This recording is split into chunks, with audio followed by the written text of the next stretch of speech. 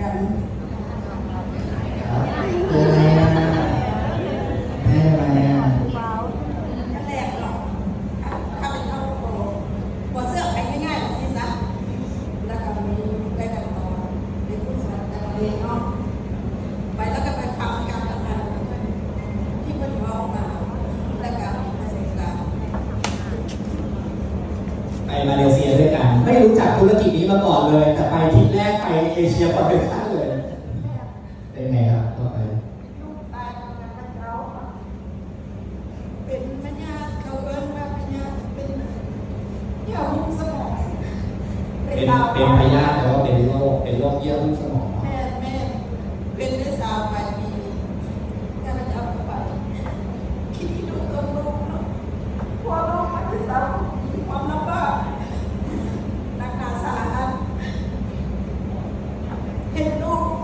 เมื่อคืนเนาะสักคืนเป็น2 เดือน3 เดือนจะนอนเป็นคนละเป็นว่าโรคที่โดนตัดสินใจไปแล้วมีหมอไปมะเร็งมาฮอดเตียงจันทร์ข้าพเจ้าตัดสินใจเลยซื้อไอ้แรกแค่ตัวมือ2ก็ไปเป่าให้ลูกชายอันแรกเป่าลูกชายก่อน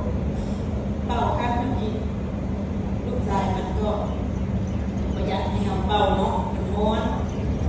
พยายามเป่า30 นาทีต่อมามือที่1เขาเป่าให้เรา2 นาทีเอาน้ำม้วนเอาน้ำอุ่นให้กินแล้วก็อาบน้ำอุ่นให้เรา ดื่มน้ำอุ่นด้วยน้ำอุ่นที่เป่าไว้รักแกด้วยแม่มือ1กับ2เดือนมือเช้าแล้วกับมือแลงมือที่3มาเอากระเป๋าให้อีกมือที่4มาแล้วเอากระถางลูกชายว่าเขานอนฟังมือคืนเนาะลูกชายมันก็แซ่บเลยเนาะก็เป็นเลยเอาสิเป็นหมาพอดีขึ้นไม่เป็นที่เป็น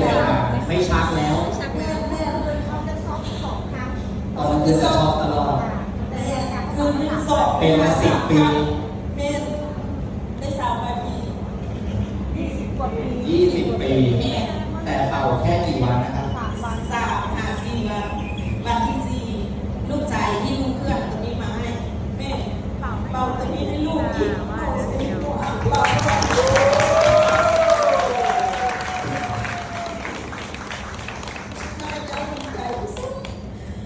คนที่ว่าคนคอยเนาะก็เคยเสื้อคนอีกแล้วก็เคยเสื้อที่มันเคยเฮ็ดธุรกิจตัวนี้นะก็ขายธุรกิจตัวนี้มาหลักเด็กก็เสื้อคนง่ายเพราะว่าผ่านมาตัวเองเคยเฮ็ดแล้วก็มันก็ได้ทำโกรธเนาะแล้วก็เสื้ออันนี้ก็เป็นเพื่อนแท้ๆแล้วก็พี่น้องเป็นเพื่อนเป็นพี่น้องของหัว